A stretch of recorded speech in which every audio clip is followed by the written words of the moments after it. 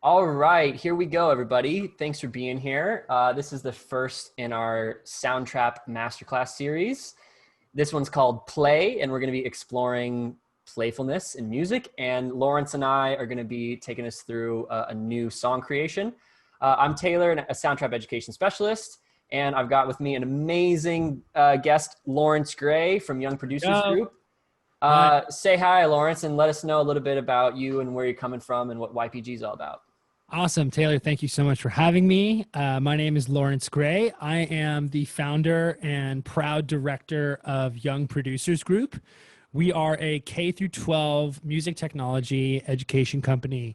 We work with schools all throughout California. We're based in LA. We work primarily with the public schools here, LAUSD.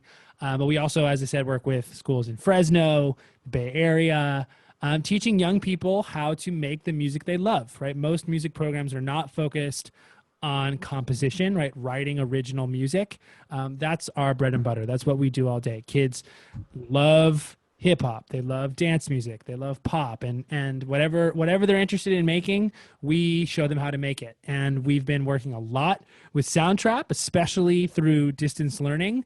And we love the ability for our students to be able to quickly, with any tool, make the music that they love listening to. So yeah, we've had a lot of success with the program over the last few weeks, in this school year, and then also in the last one. And yeah, very excited to be here with everyone here today. And let's see what happens with this Soundtrap play session. I think you guys have all seen the tutorials. You know the basics of what a loop tab is, what regions are. But here we're going to actually see, okay, we've gone from 0 to 1 of not knowing anything to knowing something. Now let's go from 1 to 2 and actually put that into practice. So I'm Lawrence. Young Producers Group is the program. You can find us on Instagram at Young Producers Group or youngproducersgroup.com. And yeah, I'm Lawrence. All right. Yeah. Thanks again for being here. I'm excited to get in and see what we make. Like I said, this is a very playful program. We've done a kind of a quick little dress rehearsal, but this is still going to be very improvised. We'll see what happens. Um, yeah. So let's get into it. The idea for this is to be a new series of masterclasses, not just tutorials. So I want to make a distinction between just learning the basics and actually being inspired and getting more kind of juicier information and sessions with some of the top Soundtrap educators out there. And so this first one, as you probably see, is titled Play. And so we're going to do just a quick introduction. And then the bulk of this session is just going to be a very playful, experimental session in Soundtrap to show you what it's like in like a real world application, as opposed to just click here, click here, click here. We're going to do a session. Lawrence and I have done a kind of a dress rehearsal on this, but it's going to be very much improvised and very in the moment, which I think is very, authentic to what authentic musical experiences generally are, especially collaborating, and especially today. I think that what we're going to do today is a very realistic example of what artists and students around the world are going to be doing. So we'll spend the most of the time doing that. Then we'll take a few minutes to debrief so we can address some things, because we don't want to be stopping throughout the session. We mostly want to just be creative and play. And then at the end, we'll debrief, share some more resources, maybe take a couple questions in case we did something too fast or if you're really curious about what we're doing there. Yeah. Please, if there's something that you want to know more about that we did while we're jamming out, please write it down and we will definitely have time for questions. Then also, if you have some broader Soundtrap questions as well, we'd be happy to talk with you about it. But the idea here, as Taylor said, is you've watched the tutorials. You know what the loop tab is, right? You know what a region is. So instead of getting into the basics, here we want to sort of look at, okay, now you know that the basics, let's actually go from 0 to 1, let's go from 1 to 2 and really see how to put these things into practice. Awesome. So just a couple of things before we jump into the studio. In case you don't know, this is actually the official mission statement of Spotify, of which Soundtrap is a part of since 2017. And so I see Soundtrap as a clear way to do this, to enable artists to create and enable them to learn, but also be empowered by their creations. And Soundtrap is even more clearly about making music creation simple for everybody. And if you're here, you probably already know that. But yeah. And so what I've got here is just a little bit of an introduction to Young Producers Group. And we'll watch this really quick so you can get a better feel for what they do. And if you're interested, I'm sure Lawrence will be happy to chat with you after this to see how you guys can work together. Young Producers Group is a national leader in bringing music technology to K-12 schools, teaching young people how to make the music they love in schools and nonprofits across California. While learning has been disrupted for students around the world, our online curricula have kept our students learning and making music. With comprehensive curricula around Ableton Live and free online tools like Soundtrap and BandLab, any school can leverage music technology to keep students learning and get them composing and collaborating with each other like never before. Virtual classes, video lessons, assessments, online activities, and many other tools create a suite of content to help students learn. We also offer additional resources and professional development for teachers to facilitate classes of their own. We are determined to meet this moment and help students make music no matter what the future holds. For more info, go to youngproducersgroup.com or email us at contact@youngproducersgroup.com. Stay safe and keep making music. Yeah. Man, that pumps me up. It makes me so excited about, what the future holds for all of us. And I think that's basically it. Let's go ahead and we're going to jump into Soundtrap. I'll put these resources up again later. But I'd say let's get in there and start playing. Sounds like a plan. All right. So I'm going to start on my side and I'm going to just record a little bit and then I'm going to flip it over to Lawrence and let him lead a lot of this, pull out the red carpet for him. So there's maybe one or two things that we've decided and everything else is going to be totally improvised. So one thing that we liked was I definitely like this instrument that I've got right here. It's similar to a hand pan. If you've ever seen a hand pan, this is a rav drum. So it's like it's a steel tongue drum. If you can see this without undoing my microphone, I've got these 9 steel tongues that are kind of in this interesting shape. And this is in the key, this is called G pygmy. So it's like a version of a G minor scale. So I'm going to play a little bit with that and then we're going to start chopping it up and see what happens. Yeah. So as you probably know, I'll say add track and I'm going to actually go ahead and keep this simple and just do one track. I have a microphone and a pickup on it, but I'm just going to keep it simple and just do the pickup. So I'm ready to go. Let's see. How does 120 feel? What do you, 120 or should we change it up? Lawrence. Let's maybe bump it up a little bit. Maybe like 125, 126. Okay. Just for nice numbers. Cool. I'm going to throw on my headphones and off I go. So yeah, I don't even know what I'm going to play, but it's going to be in G pygmy. So record, I like to not use headphones I like to not use monitoring is what I mean. And here we go. Here I go.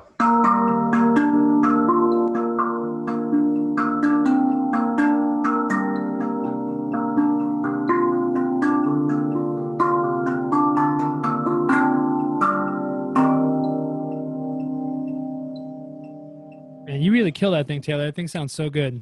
Thank you very much. All right, take 2, literally hitting save. You should get a nice little ding. Cool, so let me listen to this and I'm just gonna see kind of how I feel inspired.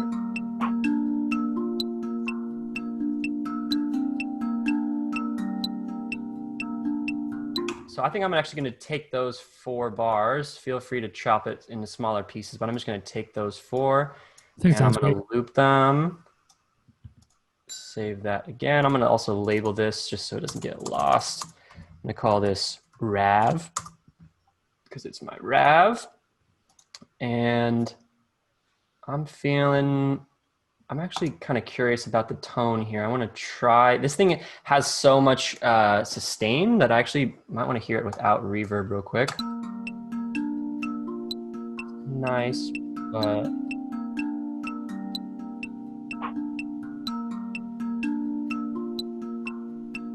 actually I think I like the reverb. I'll leave a little bit of that on there. Save that. How's it looking over there? I'd love to get some drums going. Oh, wait, I think it just came up. Yes. Success. All right, cool. I'm going to hand it back to you then. Okay, sweet. All right, so here we are with Taylor's beautiful hand pan recording.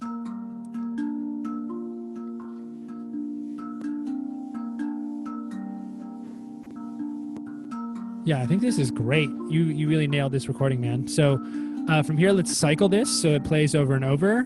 And now let's get something going with the patterns beat maker. I really like the default drum machine, this Machine's Vanilla. I think sounds lovely. And I'm just gonna see what it sounds like getting just some basic 4 to the floor kick drum going here. And let's loop this out. Nice.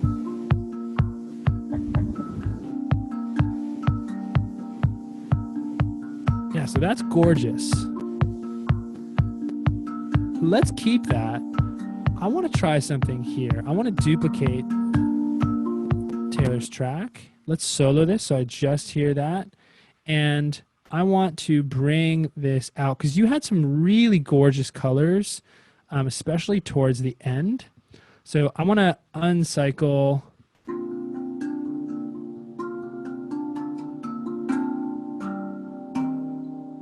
Ooh, that last little figure is just nice little beautiful. dissonance. Yeah, so what I'm going to do here is I'm going to turn the snap to grid off so I can play with the timing just a little bit, with a little bit more flexibility. Let's zoom in, and we're going to go. So that seems like a really nice kind of contrasting section, like a B section to the first 4 bars that you set. Yeah. So let's go back here, and I'm going to just put that back on top so we can now get rid of this.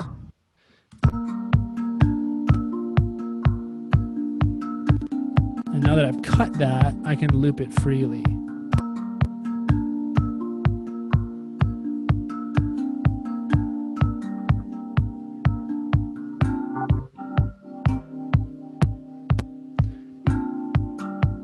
What I particularly like here too is some nice empty space. Right, something. Yeah, maybe a call and response type of thing, maybe. Yeah, cool. So let's just cycle this up. And then for the second phrase here, let's split this so we can maybe get a little bit more action going on rhythmically. Just double click on the region to be able to edit it. Throw in some hi-hats on the upbeat. Ooh, I got them switched. So let's move on.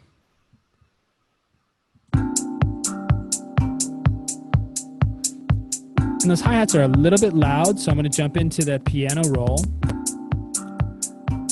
And let's just bring the velocities down on this. Velocity is another way of sort of thinking about how hard a sound is played.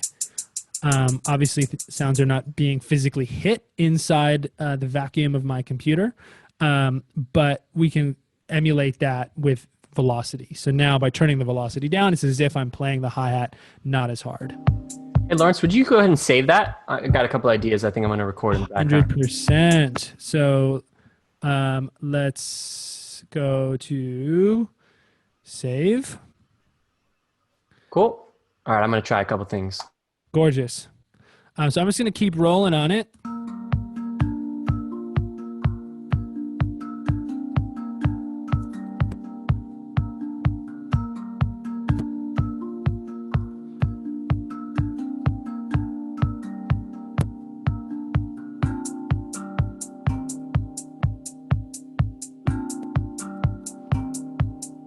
Taylor, what's jumping out to me here is a bass line. Are you going to try to record some vocals? I could do either way. What do you want? What are you feeling? If you've got an idea, I'm happy to hand the driver's seat back to you.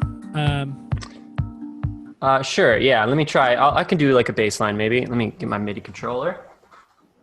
So I just got an iRig keyboard right here that I'm gonna throw in and see what kind of bass line I can do. All right. Should we throw the screen share back to you? Yeah. Let's do it. Cool.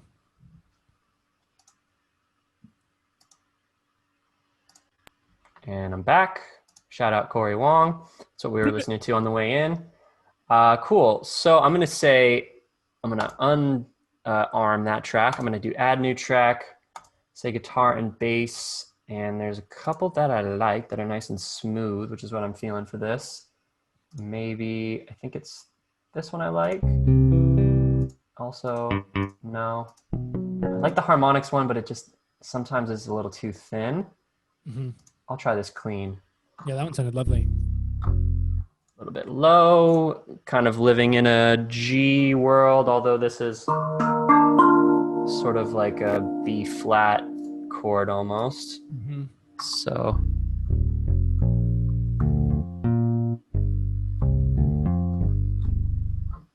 I'm just gonna mess around, probably play some nonsense at first, but then I think I can settle on something good. Let's go.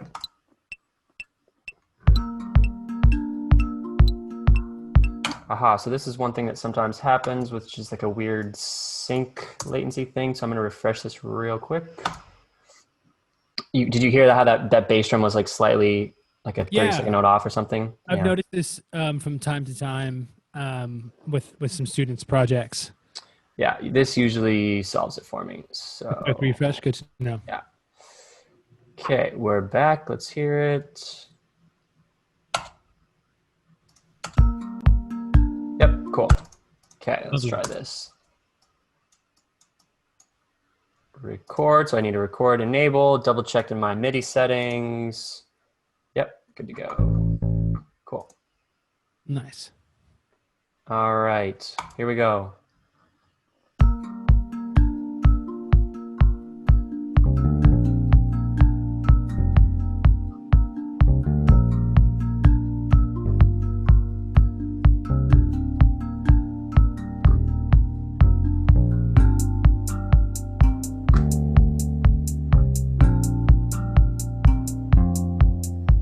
So I liked a little bit of that, but nothing is really standing out. I'm gonna try that one more time.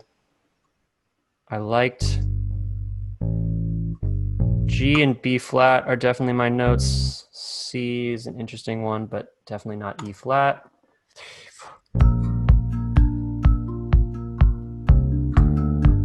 There we go. Beautiful.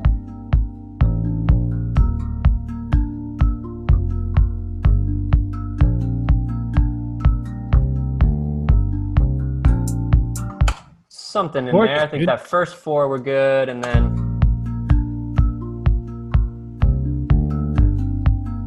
it's like a 6 kind of. That's cool. Love all that. I think I'm gonna do this. I liked everything, but it felt like the phrase came around too soon. So I'm actually gonna take these 2 bars and put them here and see what that sounds like. Nice, yeah.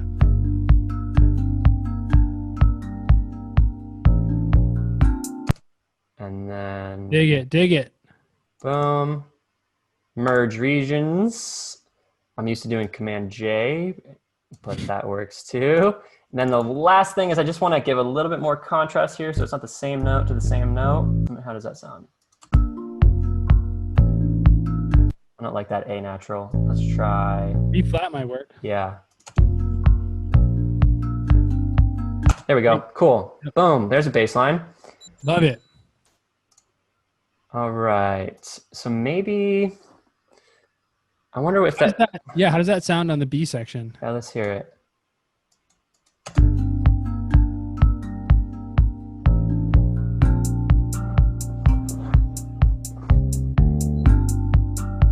Woo. I think it works. Yeah. Are you feeling back to A there, or? Yeah, I think we could probably hit that at least twice. Yeah, it's like an A, B, A, B. Let's do that. So I'll just do this, Command C, Command, oh, whoops. So the reason this is happening is I've selected the second track, but I need to select the first track. It basically goes from the top left down. So now let's try that again. Command C, Command V, and I did the same thing. Here we go. Third time's a charm. That was just user error right there. Cool. Let's do that. Rock and roll. What do you think? Are you feeling any next layer? Yeah, I mean, I'd love to do some vocal sampling, either of maybe some of the Vermont Oh, great idea. Bon Iver stuff, or you know, also we've got, you know, you're a great singer as well. We totally could get your pipes going. Let's do it in that order. Maybe let's try that Vermont thing, and maybe while you're doing that, I'll see if I can come up with some words or something. Okay. So I'm gonna stop it, send it back to you. And while we're doing in this transition, I just want to point out that we have started a new initiative to super explode the number of sounds that we have on Soundtrap. So we're trying to like drastically increase all the sounds. And so we've been putting out sound packs, and you can expect sound packs to be coming out every 2 weeks now.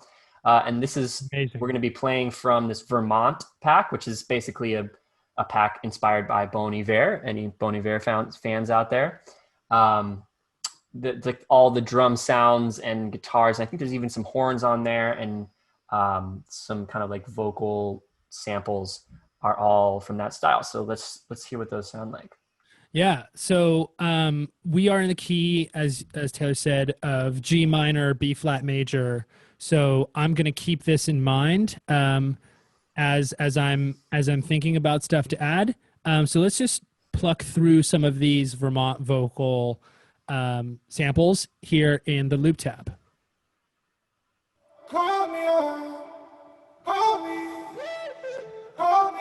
Ooh, there's some nice stuff in there. Kind of like that auto-tune distorty stuff.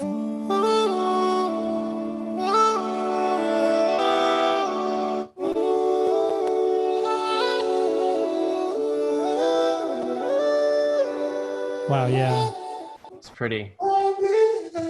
Okay, so you know what? I think between vocals 1 and vocals 11, we definitely have some good stuff there. So I'm going to try both. So let's drop in 1. I'm going to solo this.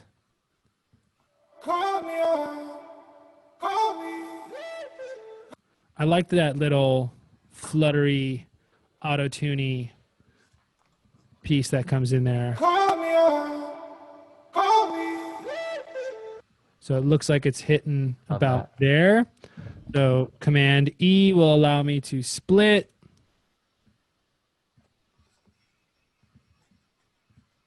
And now I've just got that little. Love that. And then, you know, one thing too that blew my mind when I started really digging into Soundtrap is that you guys got fades. That is just like, oh yeah, gorgeous, right? So let's fade out so we don't have that little clip, right? That little cut that happens. Ends clean. Nice. Also here, I'm feeling like it would be nice to have some effects on this. So let's get a little bit of reverb going. Yeah, nice. Okay, so I'm going to now mute this and think about where in the part I see this best fitting. So.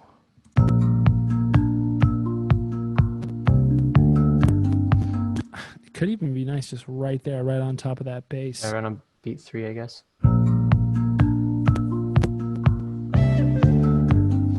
Oop.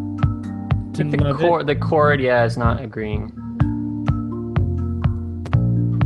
Okay, I'm gonna try it in this empty space right here. So. Oh yeah. Yep. Zoomy zoom.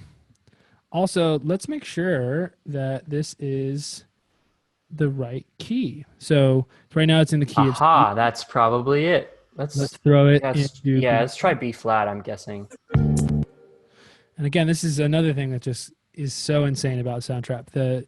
the flexibility of key, the ability of transposing, and how it does it automatically when you're just using loops makes things really, really helpful, really handy for students. And so, hey, one thing is the reason it did that, our global key is set to C. We just change that to Oh, indeed. SB flat or maybe Yes, G yes. minor. It depends on if the sample was recorded in a major or minor key. Yeah, so let's that. just hit that B flat major. I wonder if now it's gonna. Yeah, it is. But you can just reload it in. Yeah. Oh, you know what else? It's gonna change. I think it's gonna change the key of everything, Let's including see. my fan. Yeah. Oh, okay. So do Command Z. I think I might maybe- just put it back to C. And Okay.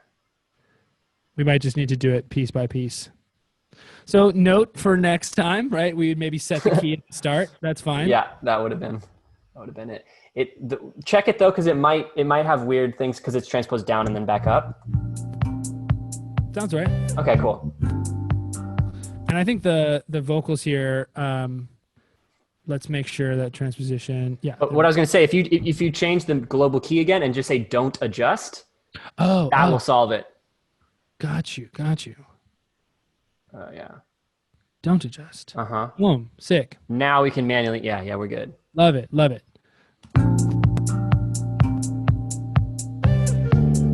Beautiful. I'm gonna put that before the bass hit. So Cool. That's nice. Woo! Nice. Turn the volume down on that just a touch. And I think we could probably juice it up with a little bit more reverb. All right, I'm going to mute myself for a second. I'm going to see if I can figure out a couple other lines in the background. Awesome. Holler at me if you need me. Beautiful. So let's keep it going. I'm going to add an effect here. I want a little bit of a delay going. So let's find my little, here's our delay. Would you hit sync, please, pretty please, my friend? Yes. Let's save this guy. Got it, thanks. Cool.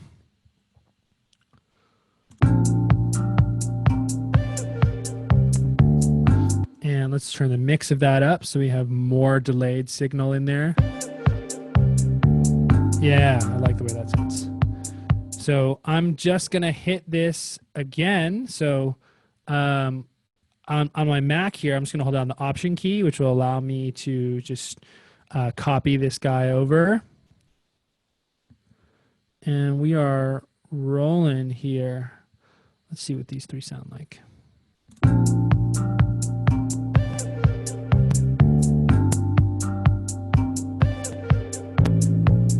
Now, out of curiosity, what else happens here? Ooh, that sounded nice. Okay, cool. I'm going to take this boy, copy paste. Now I'm going to try something crazy here. I want to push this up an octave. Might be a little high, might sound a little chipmunky, but I think it's worth a shot.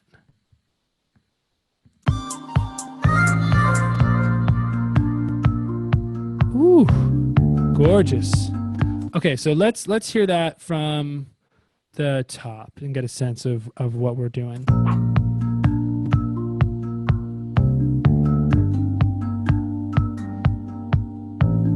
I'm hearing like a shaker. A little bit of energy.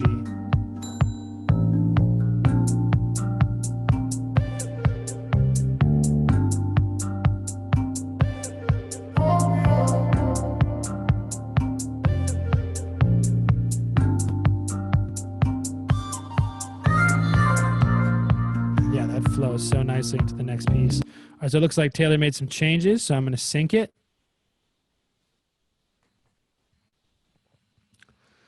All right. What'd you give us, Taylor? All right. Looks like he's still going. That's cool. One thing that I didn't like here was how loud this bit is right here. So I'm going to do a little bit of automation on this. So let's go here and hit volume. And for this little piece, we're going to have the volume drop down a touch. So I'm going to zoom on in, make sure that I'm getting just what I want controlled.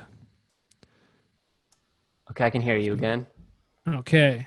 Just doing a little bit of mixing on that. Yeah, take your time. Awesome, man. So did you get some recording going?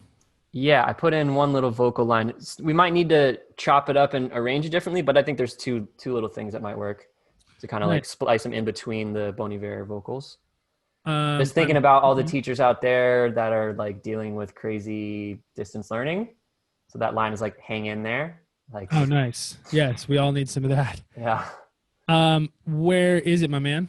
Did I not save? Oh, yeah, just give me 1 sec. Sorry. Cool.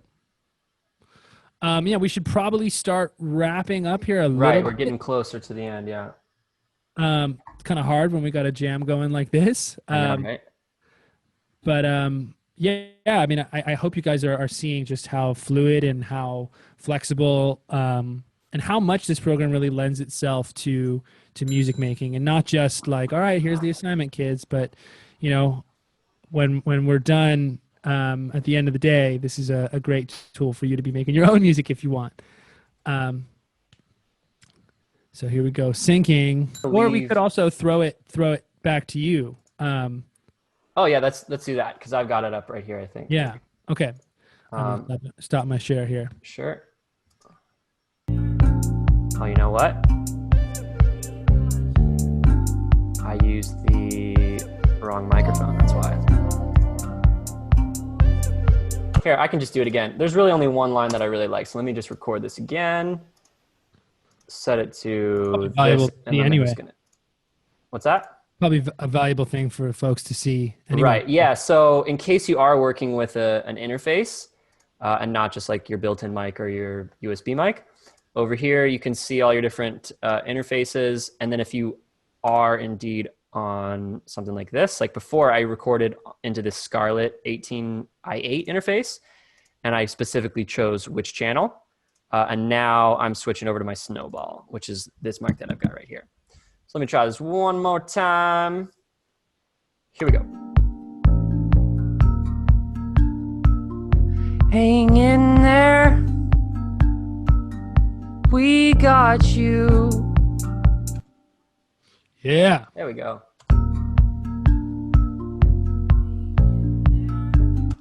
Still kind of quiet, but at least, oh, it did not listen to me.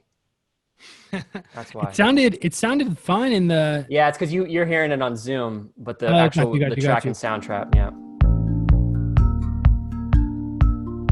Hang in there. We got you.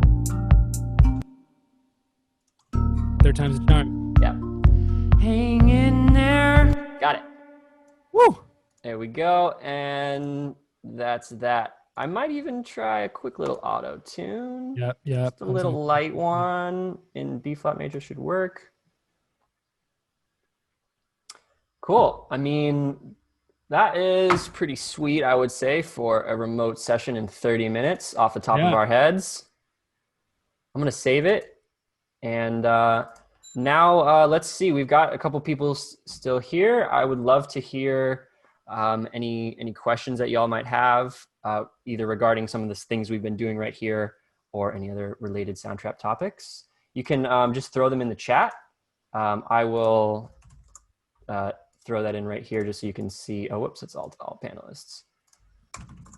So yeah, I would love to know what y'all think or what you're curious about. No question is too big. No question is too small. It can be about what we were just doing, anything that you're experiencing in your classes. Yeah, here to chat.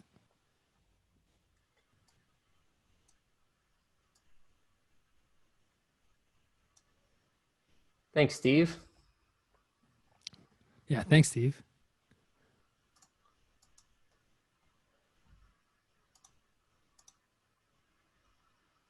I want to see, maybe they're typing. Maybe they've got a real nice long question. It's taking a sec to type. So I'm going to play this real quick and see how that auto-tune turned out. I find the worse you sing, the more the auto-tune is affected. Hang in there. We got you. Nice, man. Yeah, you killed that.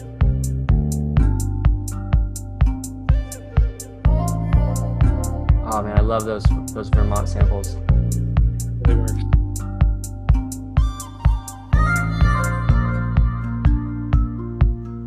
All right, here we got one. So Steve Cool. asked for question for students in groups of 20 to 30. Do you have approaches for troubleshooting all the myriad little things that can stop a student?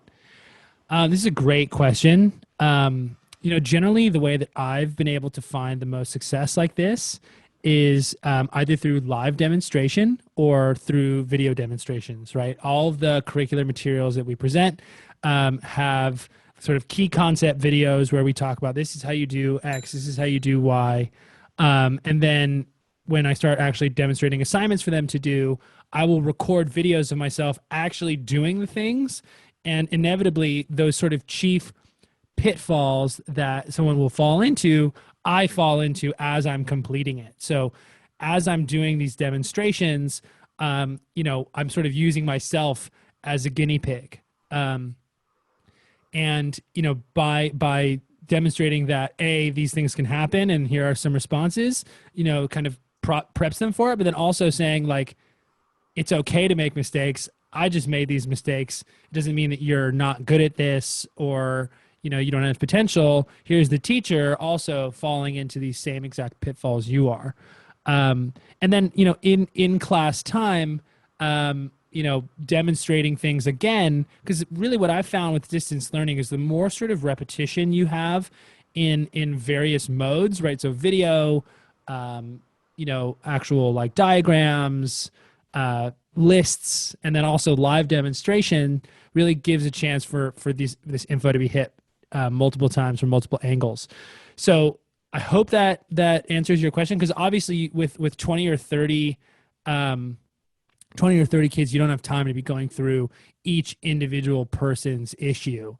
But there are, as I'm sure we're finding, certain things that are going to inevitably come up. I'm glad that was helpful. Do I have a general workaround for latency? Is it just trim shift left? Yeah, that one's tough because that really depends on someone's internet connection. It's not just like your RAM, like it is with Ableton or Logic. We get into some stuff with some Wi-Fi things. So Taylor, you might be better suited to answer sure. that. So, and what I've got up here are a couple of tips. I think you can still see my screen, right? Yep. So definitely use Chrome.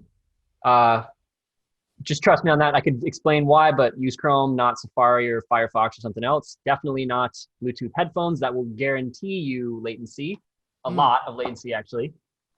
You can turn your sound quality to low inside of Soundtrap. Don't worry, it's not like a permanent thing. It's not like it's actually going to record everything in low quality. It's just for playback in that session. It's going to optimize things to play back more smoothly and reduce problems like that. You can also freeze tracks. So if you just click on the track and say freeze this track, basically what that does is kind of simplify everything and make your computer work less hard. You can also not, if you can help it, not share your audio device. So sometimes I find if I'm in Zoom with this snowball mic and I'm in Soundtrap at the same time with this snowball mic and I'm recording in both, sometimes it'll produce latency. So if you can help it, if you have two mics or if you can not be in Zoom while you're recording, that's another thing to do. And then as you saw earlier in this session, sometimes it's just, if you just click refresh, it will kind of correct those latency issues. So honestly, if you are finding yourself having to like trim and shift it left, that should be kind of a red flag for you to like try all these other things first. Because it's probably not the best solution in that case. And actually, go ahead. I didn't even know that you could be doing that, changing your sound quality to low. That's probably your best bet, right? Because then sure. it's essentially reducing your buffer size, right? Yeah, and it turns off effects. So here, let me jump back in here. So if I go to settings, sound quality, extra low, it's going to tell you all the things it's doing. And so basically like it turns off all reverbs and delays and maybe even all other effects, but definitely those. And so then regarding freezing tracks. So basically imagine you have a MIDI track. So you like a software instrument and you threw a bunch of effects on there. So the computer is like, okay, I'm playing this note through this instrument and doing all those calculations. And then there's this effect. And so there's all those calculations. And it's trying to do that all in real time, which is like processor intensive, especially if you're on a cheap little Chromebook. I might not be able to keep up. So if you freeze it, it basically just does all that once and then plays the audio file back. And playing the audio file is like the easiest thing for the computer to do. So that's what I recommend there. Can you demonstrate how to freeze a track and maybe unfreeze it as well? Sure. So the thing that makes the most sense for probably in this case would be this bass, because it's a software instrument. So if I click on these three dots, I could say freeze track, free up CPU. It does a little bit of thinking. So it's basically just producing an audio file. It doesn't show you this on the surface, but it basically what it did is it reduced it to something like this RAV track where it's just an audio file. And then let's say you want to go back in there. You're like, oh, you know what? I want to change this note from, I want to make this G shorter or whatever it is. You actually can just do that and it will automatically unfreeze it. Did you see what happened right there? Oh, wow. Yeah. And then again, you just freeze it again after you've made your changes. If anyone's familiar with other studios, like other DAWs, you might be, sometimes you use the word print. Basically a freeze is printing that track. And then you can edit it and then refreeze or reprint. Yeah. So if all your tracks are frozen and you have reduced your sound quality, you should be totally in the clear in terms of latency. Right. Obviously, if you have a slow internet connection, there's kind of nothing that Soundtrap can do about that. But even then, it's going to be a major difference. That's and this really, really cool. The list right here is definitely in a certain order. Like Chrome, start with that because Chrome has by far the least amount of latency. I think it's like between like 8 and 10 milliseconds, where we tested it one time with Safari and it was like 100 milliseconds or something. So wow. Like crazy, like really bad. So just use Chrome. Awesome. Well, Steve, thank you so much for these great questions. All right. Well, we have a little bit more. Cool. Okay, I'll check out Light the Music. Amazing, dude. Yeah. Really cool. I'm gonna write this down. Awesome. And there was something else that came up, which is, so in keeping with the spirit of play, I just want to encourage anybody watching to indeed let their students play. I think something that I hear a lot is, hey, I'm a new teacher, I'm getting started, I gotta like do the course and learn all this stuff. I just don't want to give it to my students yet because, I gotta learn this stuff before I hand it over to them. And I would encourage you to like kind of take a leap of faith and just let them have access to Soundtrap. Even if you don't feel 100% comfortable, that's totally fine. And I think our current situation, one of the silver linings is it kind of just necessitates trying new things, even if you're not fully confident with exactly how everything is going to work, but just kind of go out there and let them play. And what I found with my students, when I gave them Soundtrap for the first time, I showed them, okay, here's how you add a track, here's how you add a loop, figure out the rest.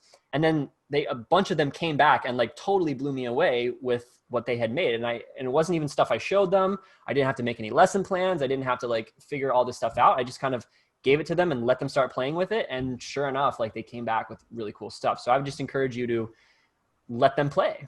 Yeah. Yeah. Kids are such savvy digital folks that if they're inspired to learn it, they will. Yeah. So I see Kimberly has a question here that says that she teaches in the New York City Department of Education. A lot of students have DOE issued iPads. So yeah, they're not able to download apps then. That's interesting. So what I'd recommend for that, and it's really no big difference and no big difference, is have them use just Safari, the same browser that's default installed on iPads, And you can just go to soundtrap.com in Safari on the iPad, and you'll have the same studio as you would have inside of the app. Okay, so it recognizes that you're accessing it from a mobile. That's right. Yeah, and there's a mobile version of the studio, which is very similar. It doesn't include 100% of the features. Like, you can't plug in a MIDI controller. And as of right now, as of the time of this recording, there is not Patterns Beatmaker. But you can record, you can edit, you can change things, you can add effects, you can do all different types of stuff in the mobile app, or the web-based mobile experience. Mm-hmm. Yeah. Yep. No problem. Thank you, Kimberly. Yeah. So, I'm curious to hear more kind of about what you guys have been experiencing. Are you guys, like, how are you guys structuring your curriculum? Are you guys giving assignments around stuff? Do you feel like you have a good sense of kind of how to structure it? Is there any kind of pedagogical support that you need in terms of how to actually put this into effect? One thing that I've really found is that the assignments function with Soundtrap is wonderful. You create a Soundtrap session and then go into the homepage for Soundtrap and then create an assignment, share that with folks, and then you are able to see everything that they've done. That makes it really really amazing to be able to check students' work. And take it from there. So, I think I'd be curious to hear where you guys are, what success you're finding, where you feel like there's any trouble. We've got about 10 minutes and really want to make sure that you guys are getting as much out of this as possible. So, please feel free to share any problems or any successes, and we'd be happy to lend whatever support we can. And while we're waiting on those responses, I just want to show you real quick. If you just come out from the studio, click these dots, you can say create assignment, and that's basically it. And you've got 3 ways to do it. Generally, the best way is just grab this link. That's your magic link. Send that out to the kids, and then that will take care of creating the copies and putting them in a folder for you. Okay, cool. We got something from Steve. Scaffolded PBL with feedback sessions for students to give and receive reinforcement. Okay, so do you do those feedback sessions with the student with the teacher, like maybe live in a Zoom, or how do you do that, Steve?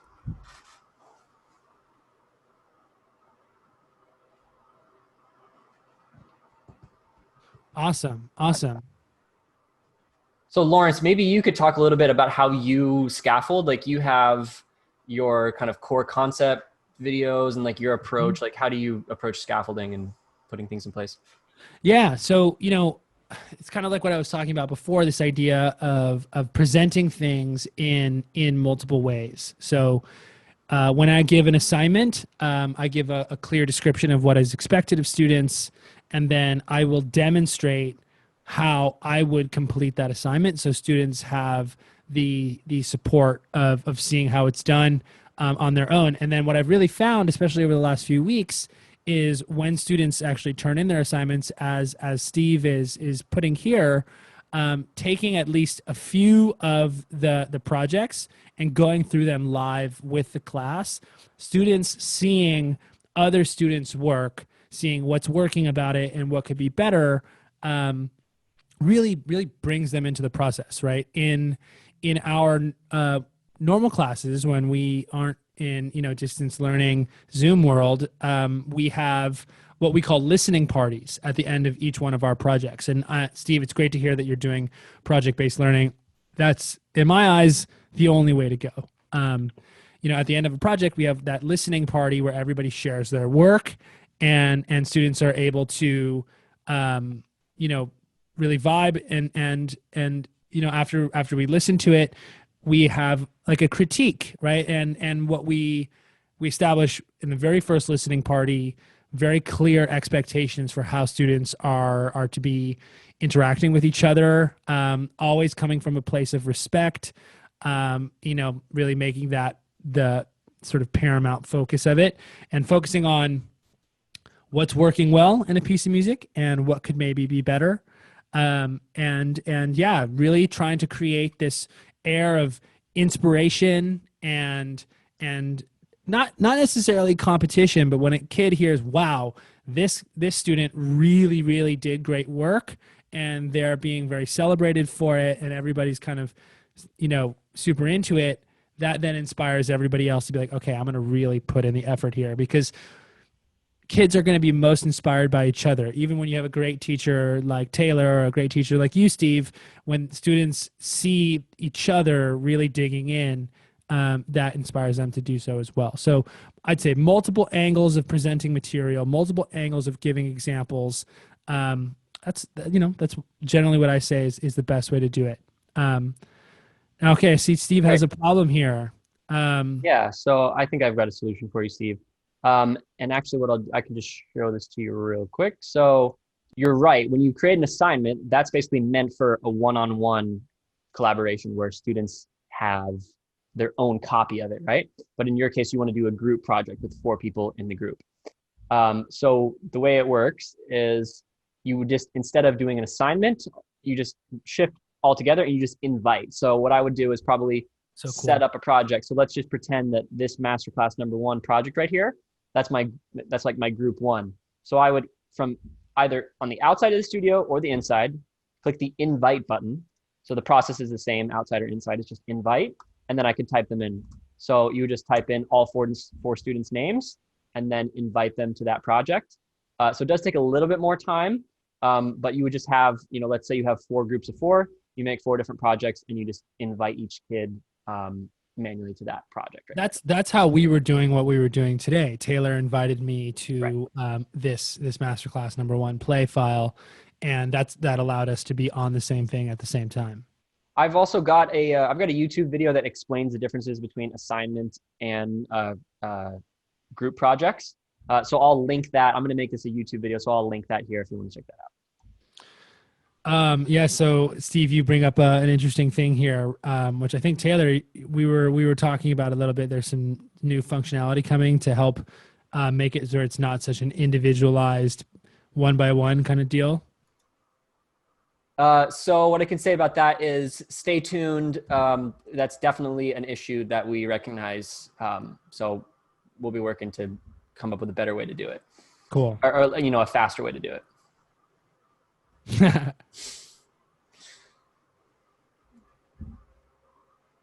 Amazing. Great. So we're getting close, but we probably got time for one more question. Let's see. We've still got a couple people here. Yeah, thank you guys so much for taking the time today and joining us. We're very happy to be sharing this with you. And if you have any ideas for what you would like to see, on the creative side, on the admin side, on any level, please don't hesitate to let us know so we can tailor future masterclasses to be directly in line with what you guys need. Yeah.